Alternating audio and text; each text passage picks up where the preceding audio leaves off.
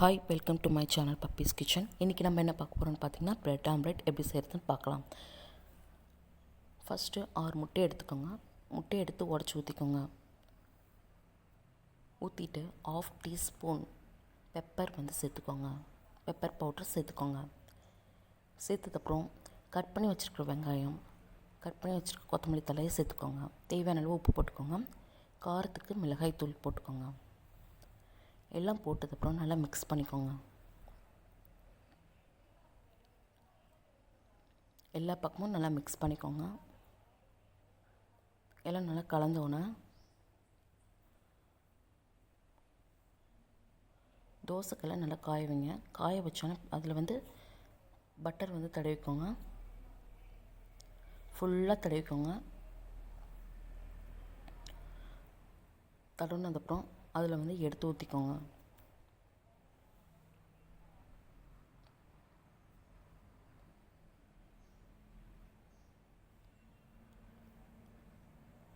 தோசைக்கல் ஃபுல்லாக இருக்கிற மாதிரியே ஊற்றிக்கோங்க.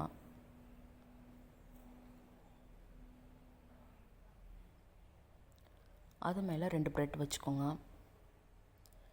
ப்ரெட் வச்சு அதோட மறுபக்கமாக திருப்பி விட்டுருங்க.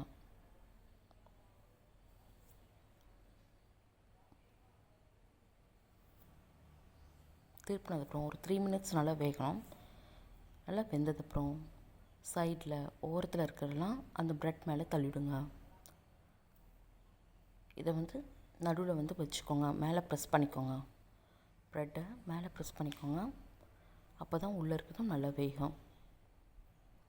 எல்லா பக்கமும் வேகும். இப்போ வெந்துருச்சு. இப்போ நம்மளுக்கு எப்படி சாப்பிடுமோ அதுக்கு தகுந்த மாதிரி கட் பண்ணி வச்சுக்கலாம். நான் இந்த மாதிரி ஸ்லைஸ் பண்ணி வச்சுருக்கேன்.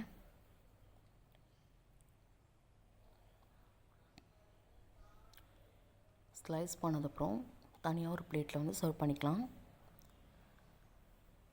அடுத்தது என்ன பார்க்க போகிறோன்னு பார்த்திங்கன்னா, க்ரீன் சட்னி. க்ரீன் சட்னிக்கு என்ன தேவைன்னு பார்த்திங்கன்னா, கொத்தமல்லி தழை, புதினா தழை, உப்பு, பச்சை மிளகா, வெங்காயம்,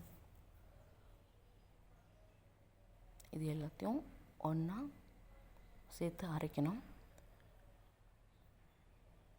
வெங்காயத்தை சின்னதாக கட் பண்ணி போட்டுக்கோங்க. பெரிய வெங்காயம் தான் சின்னதாக கட் பண்ணி போட்டுக்கோங்க. எல்லாத்தையும் சேர்த்து ஒன்றா அரைச்சிக்கோங்க. இந்த மாதிரி அரைச்சிக்கோங்க. அரைச்ச விழுதை ப்ரெட் ஆம்லெட் மேலே தடவிக்கோங்க.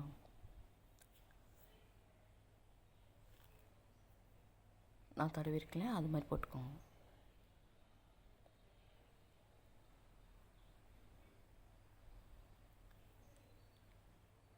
உங்களுக்கு சுகர் ஏதாவது தேவைப்பட்டுச்சுன்னா, அந்த மாதிரி தேவைப்பட்டுச்சுன்னா ப்ரெட் ஆம்லெட் செய்யும்போது கொஞ்சம் சுகர் ஆட் பண்ணிக்கோங்க. நான் ஆட் பண்ணல, வேணும்னா ஆட் பண்ணிக்கோங்க.